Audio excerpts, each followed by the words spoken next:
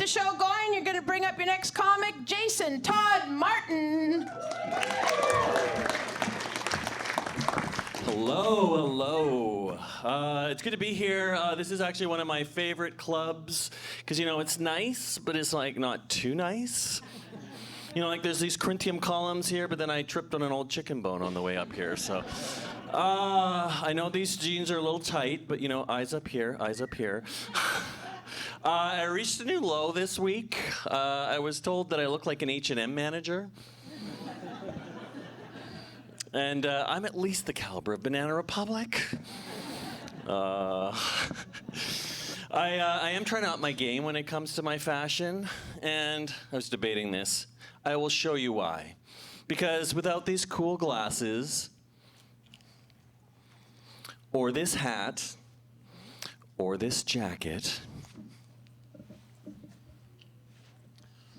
I look like Mr. Clean. So much so that I actually went as Mr. Clean for Halloween last year. Now, you guys might be interested to know that Mr. Clean recently came out of the janitorial closet.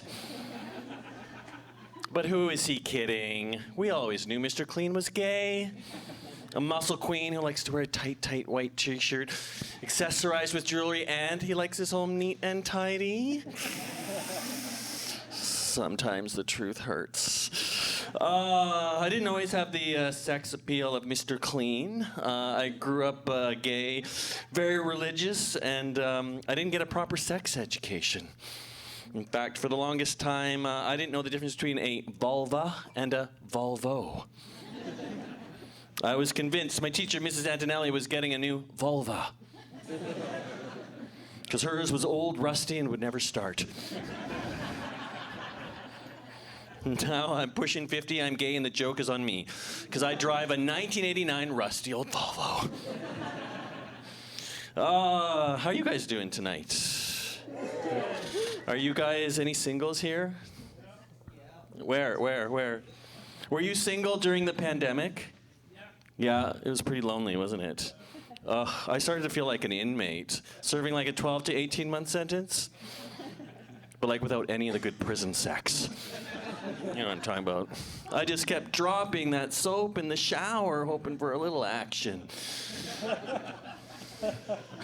I really started to feel like an inmate at the height of the pandemic when I would take my one allocated trip to the grocery store. Totally fell in love with the security guard, Maurice. So hot, totally giving me like jail warden vibes. If you haven't already figured it out, yes, I have a prison fetish. But I think I freaked him out because I was like trying to flirt with him, but of course there was that big, thick plexiglass between us. Yeah, and it turns out I wanted to start acting out scenes from Silence of the Lambs. Yeah, turns out he doesn't like role play. Come closer to the glass, Maurice. Come closer to the glass. People think I'm making that up. No, I like to do improv and then force it on people against their will. I am having a little bit more luck with the dating. I'm dating this guy named Tristan. But I think he's too young for me. It's becoming a bit of a problem.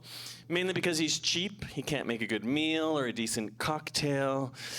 I mean, what is this? Am I flying Air Canada Jazz? I've come to the conclusion that dating a younger guy is like flying a discount airline. Yes, I got a ticket. But then I got to pay for everything else. So, sadly, yes, we have no lights. Do we keep going? Sadly, I pick my men like I pick my airlines. A cheap, inexperienced clusterfuck that's about to file for bankruptcy. Just like this club with no lighting. Somebody forgot to pay the power bill. But yeah, I am finding with the age gap that we want different things when it comes to getting naughty in the boudoir. For example, he wants me to stop saying get it naughty in the boudoir. And I want him to stop breathing. Heavily. I want him to stop breathing so heavily. Oh, he snores during, like when he's sleeping. And the only reprieve is that he will stop breathing every once in a while. And yeah, so for some people this would be a deal breaker, but not me. I'm okay with it, because I figure if I ever can't stand him, I'm just gonna smother him to death with a pillow. Some people call it sleep apnea. I call it a bulletproof alibi. We do want different things when it comes to sex. He's horny and I'm on Abilify.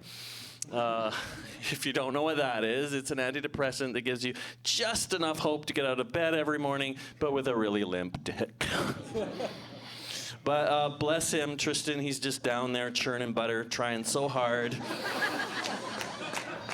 I'm gonna make you come. I'm gonna make you. The only thing you're gonna do with all that friction down there is start a bushfire.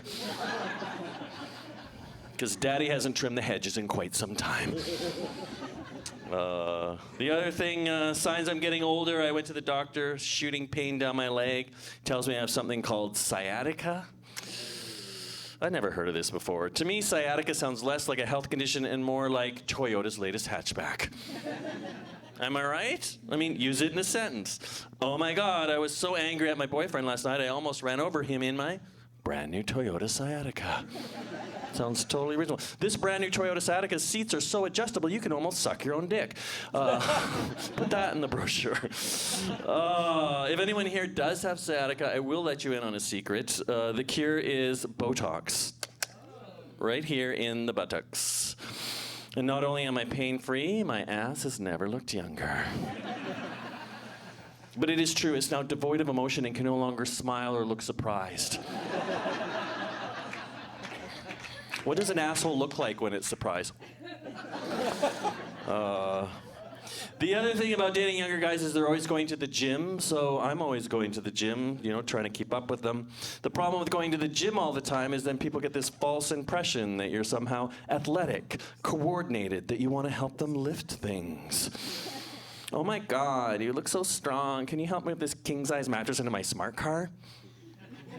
No. Not unless it involves this motion.